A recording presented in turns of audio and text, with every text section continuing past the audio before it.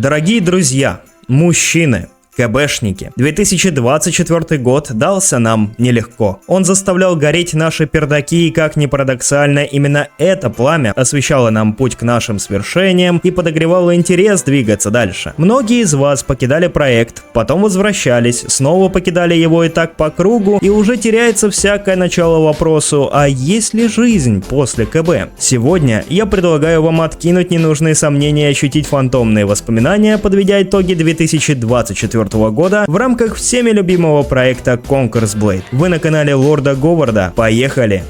Начало года выпало нам на сезон Авалон, посвященный англо-французским преданиям о короле Артуре. Однако игроков, желавших влететь в игру в начале года, ждали отнюдь не фанфары, а шот в голову от дротиков, запущенных стражами Персиваля. Этот сезон подарил нам кавалерию Кардока, способную пускать 3 поочередных натиска, и рыцари королевы, имеющих выпад с неуязвимостью и хороший дамаг в ближнем бою. Была добавлена альтернативная версия карты Тихая Застава, а также нас посетил пробный PvE режим на бег помимо новогодней арены, и создатели КБ делали фанфик по Камелоту и завезли плейлист саундов сезона на Spotify. Странное решение, как по мне, но именно так хиленько протекла у нас целая зима. А вот весна, а если быть точным 21 марта, стартовал уже всем известный и так нам полюбившийся сезон Dragon Rise, где зажигательные арбы с перьями шотали героев сквозь отряды на синей мете. Богоподобные увеи кромсали сотни тушек своими вилками, а шедевральная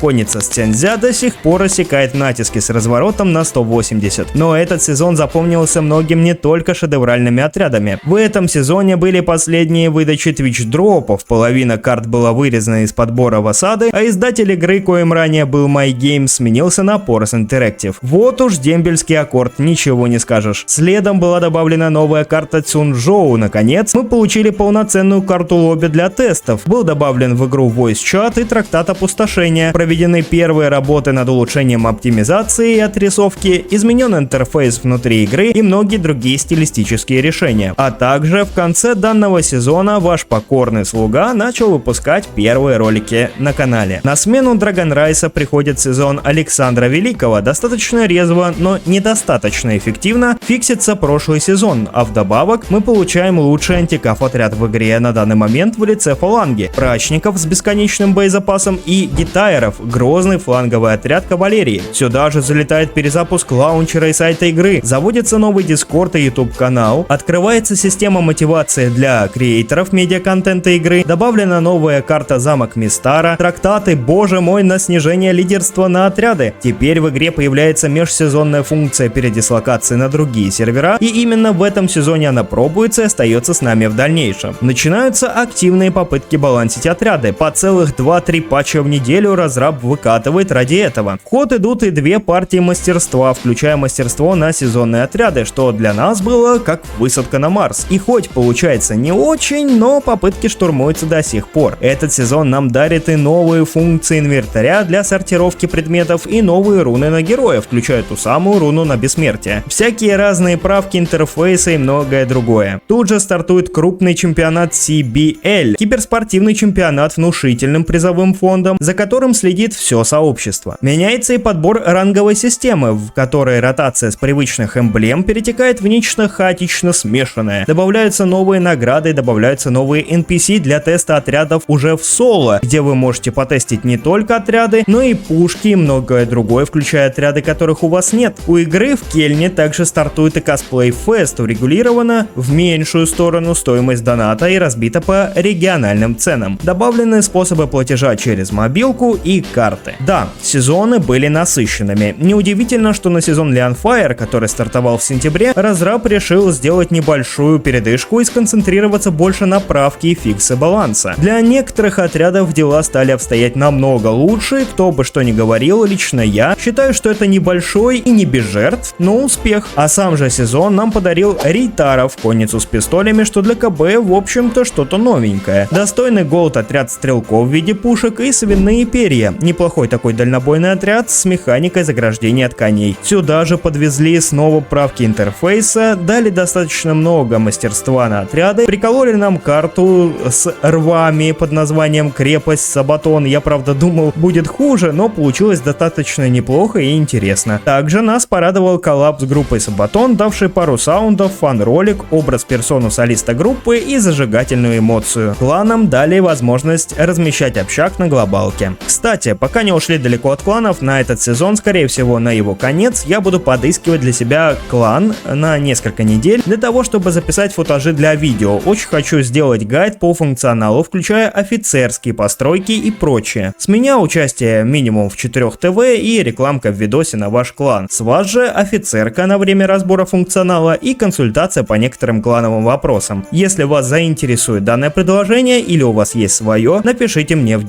ссылка на в описании под видео. Итак, продолжим. Очень иронично, что прошлый год начался с влета дротика в лицо, а вот Новый год встречает вас спартанским пинком. Многие из вас могли заметить, что анонс спартанского сезона я не делал. И тут есть одна причина. Разрабы уж слишком рано дали инфу. Ввиду этого, если так пойдет дальше, актуальность формата анонса на моем канале под огромным вопросом. Тем не менее, данный сезон нам уже подарил неплохой саппорт-отряд, способный пополнять боезапас союзным войскам, арт-обстрел дротиками с разгоном и золотую коробку. Долгожданный новый класс среднего доспеха, копья с щитом и механика метания копья и контролем через пинок. А также сезон спешит порадовать новым мастерством и новогодними событиями. Вполне реально и ожидать каких-то нововведений от разраба, по крайней мере, в его последнем стриме я не нашел ничего интересного. Говорить что-либо о отрядах нового сезона и классе пока нет смысла. Лично я за то, что такие вещи должны проходить проверку временем. Тем более разраб любит что-то добавлять и балансить после выхода отрядов еще продолжительное время. Для тех, кто не понял, зачем вообще я сейчас перечислил все эти моменты,